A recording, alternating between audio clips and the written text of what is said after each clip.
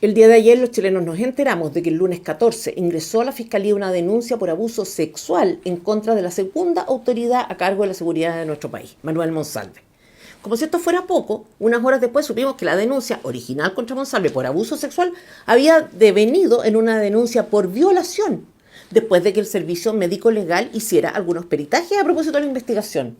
¿Qué fue lo que realmente pasó? ¿Cuándo se enteró el gobierno?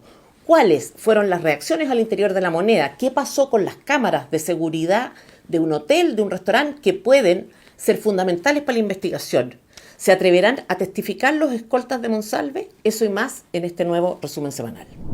Antes de comentar el caso, quiero presentar una denuncia por posible desgracia, porque la vocera del gobierno, Camila Vallejo, se encuentra desaparecida. Tuitea todos los días, pero desde el día en que la denuncia de violación se hizo pública, nada. Vocería informa, tampoco. Y al menos hasta el momento en que grabo este comentario, nadie sabe de su paradero. Volvamos, sin embargo, al tema principal. Dado que la información en relación a una denuncia de violación contra Monsalve se hizo pública, no por una vocería de Camila Vallejo, sino a través de una nota del diario La Segunda, la primera pregunta de la prensa Carolina Toá, ministra del Interior y superior directa de Monsalve, fue si el gobierno sabía y desde cuándo esto. La respuesta fue que tanto ella como Boric se enteraron de esto el día martes y que Monsalve había tenido ese mismo día una conversación personal con el presidente. Un paréntesis. ¿Y por qué es relevante saber el momento exacto en que el gobierno supo esto? Porque eso es lo que permite evaluar la forma en que reaccionó ante una denuncia que, independiente del resultado de la investigación, es gravísima en sí misma y no se puede, por tanto, minimizar. Y esa evaluación política debe hacerse teniendo a la vista los detalles que se conocen de la denuncia propiamente tal, que vamos a comentar de inmediato, pero también considerando el ideario con que el propio gobierno se ha declarado comprometido. Volvamos a la cronología del asunto. El gobierno dice que se enteró de lo ocurrido el día martes de esta semana. Y al respecto, hay una cuestión que toda debería precisar. Cuando dice que ella y el presidente se enteraron del asunto el día martes, ¿se refiere a que ese día supieron del ingreso de una denuncia a la fiscalía? En otras palabras, antes de eso, ¿no sabían nada? Pregunto porque Néstor Aburto, periodista de Bío Bío, ha dicho que la denunciante es una persona conocida por todo el equipo de la Subsecretaría del Interior. Es decir, que varios funcionarios del gobierno conocen la identidad de la mujer y también algunos detalles del incidente, y no a raíz de la información publicada en prensa. Cuesta creer que atendía la magnitud de la acusación, esta no llegará antes a oídos de Toá o del propio Boric. Es como el tipo de cosas que se saben rápido cuando alguien está dispuesto a hablar de lo ocurrido. Entonces está por verse, pero sería bueno averiguar esto.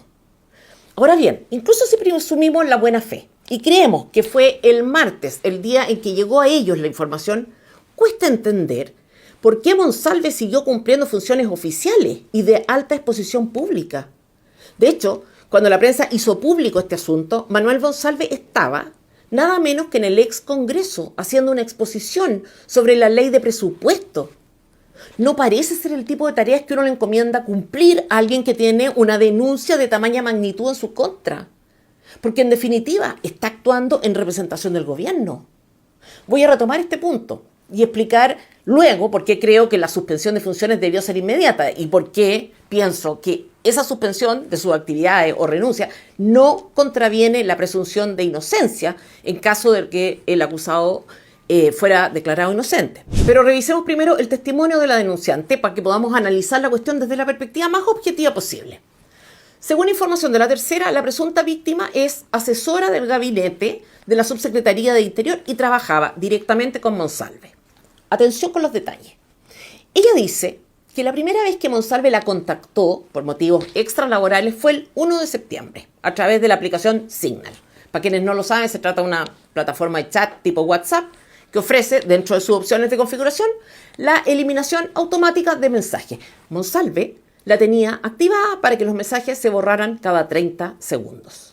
Ese mismo día, Monsalve habría tenido una reunión laboral con ella en el Costanera Center. Después de eso, ella misma le habría pedido que la acompañara a comprar cigarros para instalarse después en una plaza a fumar. Y en ese lugar, Monsalve habría intentado darle un beso, obviamente sin su consentimiento. Y acá quiero hacer un paréntesis antes de seguir. Estamos hablando de hechos que, por lo menos hasta este punto, son fáciles, creo yo, de comprobar. En los centros comerciales, en las plazas, suele haber cámaras. La cuestión es que, si esto fuera cierto, es insólito, realmente insólito que la autoridad a cargo de perseguir el crimen organizado, de desbaratar bandas de narcos, esté en reuniones de trabajo en un mall. Es sabido que varios fiscales del norte cuentan con unas medidas de seguridad, escolta, armamento de guerra, entre otros. Si el segundo responsable de la seguridad en Chile puede darse el lujo de pasear por el mall y fumar en una plaza, pregunto, ¿es un inconsciente, un irresponsable? ¿O es lo suficientemente irrelevante como para que su vida no esté en peligro? Sigamos. En su relato, la funcionaria dice haber quedado paralizada y sin decir nada después de este intento del ex subsecretario y que luego habría pedido un Uber para volver a su departamento. Al día siguiente de este episodio, Gabriel de la Fuente, el que era jefe de gabinete de Monsalve, la llamaba para informarla de un cambio de funciones laborales suya que consistía en acompañar al subsecretario de Regiones y a todas sus reuniones diarias. Esto habría sido algo así como un ascenso, con un aumento también de su remuneración. Reitero lo ya dicho, se trata de información bastante fácil de corroborar, de modo que deberíamos saber, bastante luego, si hay o no inconsistencias en el relato de la denuncia. El 21 de septiembre, ahora sábado, Monsalve habría vuelto a contactar por Signal a la mujer, esta vez para citarla a un restaurante peruano en la calle Maquiver. La cito, comillas, esto dice ella. Hablamos de temas laborales, políticos y académicos. Ahí él me señaló que yo era una motivación para él en el trabajo, por lo que propuso pagarme un curso de inglés, a lo que respondí que no quería. Una motivación. Ojalá este tipo de motivación la tuvieran para enfrentar los temas que están a su cargo. Pero vamos a la parte esencial de la declaración de la eventual víctima. Lo último que dice recordar es que tomaron al menos 3 pisco sour y que luego despertó en la pieza de hotel de Monsalve sin conciencia respecto de lo que había pasado entre una cosa y la otra. Sin conciencia. José Antonio Neme informó que una fuente suya le dijo esto. Leeré textual lo que dijo Neme. Esa noche, después de los tragos y demás, los escoltas estaban haciendo su trabajo y el propio Monsalve les habría dicho que se fueran. Él mismo les pide que lo dejen solo. Él les pide que lo dejen solo con esa mujer, que se vayan, que él va a llegar al hotel por sus propios medios y los escoltas, según esta fuente, no se van. Los siguen disimuladamente detrás del taxi hasta llegar al hotel. Sabemos, por tanto, que si esto es cierto, hay testigos y que el gobierno está en condiciones de hacer su propia investigación también. El punto es que el director de la PDI dice que no es así, que Monsalve no tenía escoltas ese día ni autos fiscales a su disposición. Despertó sin ropa y con manchas de sangre en la cama del ex subsecretario, asegura la denunciante, también con una herida en la muñeca, cuyo origen no identificaba, y rastros de un golpe en la frente. Monsalve le habría dado un beso en la herida, asegurando que tampoco recordaba lo que había pasado. Curioso, por decirlo menos. Sabemos también que la denunciante le entregó a la fiscalía la ropa que usó ese día, que la PDI ya incautó el celular de Monsalve y está analizando las cámaras de seguridad del hotel. Hubo también un operativo en el restaurante peruano donde supuestamente se encontraron. Volvamos ahora a los 2 días que se tomó Monsalve para renunciar. Y él para renunciar y el gobierno para pedirle la renuncia.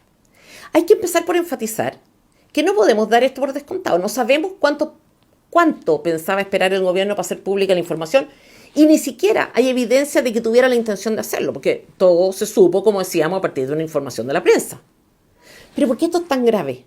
¿Solo por una cuestión simbólica? ¿Por el hecho de que era importante dar una señal clara? No. Hay una cuestión gravísima acá. Manuel Monsalve era subsecretario de Interior. De él dependían en su calidad de tal, oiga bien, Carabineros, la PDI y también la Agencia Nacional de Inteligencia. En el momento mismo en que el gobierno supo de esto, o sea, como mínimo a partir del martes, tenían el deber de suspenderlo de manera inmediata, incluso aunque no lo hicieran público. ¿Saben por qué?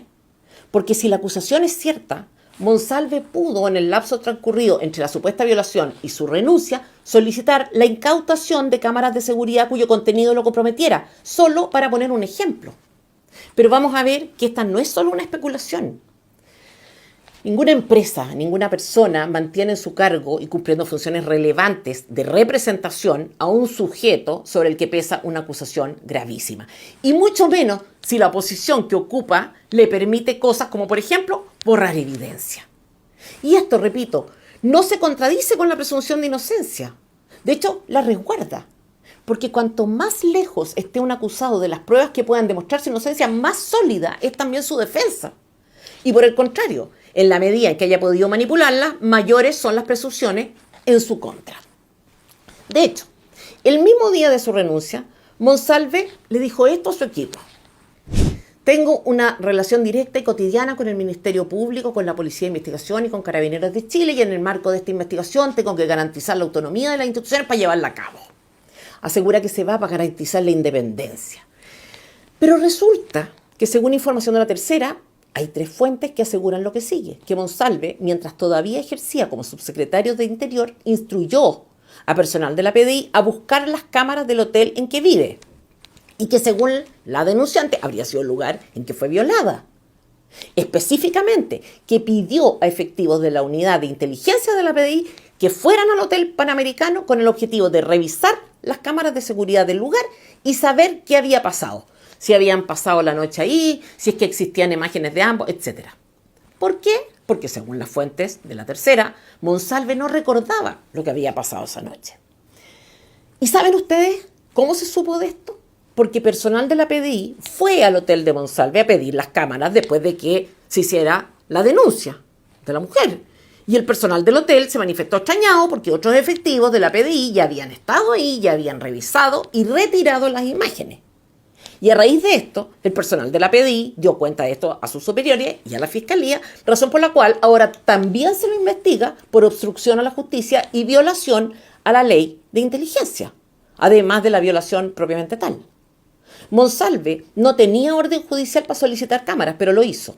Lo hizo en su calidad de autoridad del Ministerio del Interior y tenía, por tanto, interés en el contenido de esas cámaras. O sea, esto es mucho más que una inconsistencia o falta de transparencia del gobierno de Boric. Es una conducta que, ya sea por accidente, por torpeza o derechamente con intención, se constituyó en una obstrucción fáctica a la justicia. El propio Boric reconoció esto, admitió que el Monsalve le dijo haber revisado las cámaras de seguridad, razón por la cual debe asumir también su responsabilidad. Impresentable también desde el punto de vista político, como decíamos, la inconsistencia.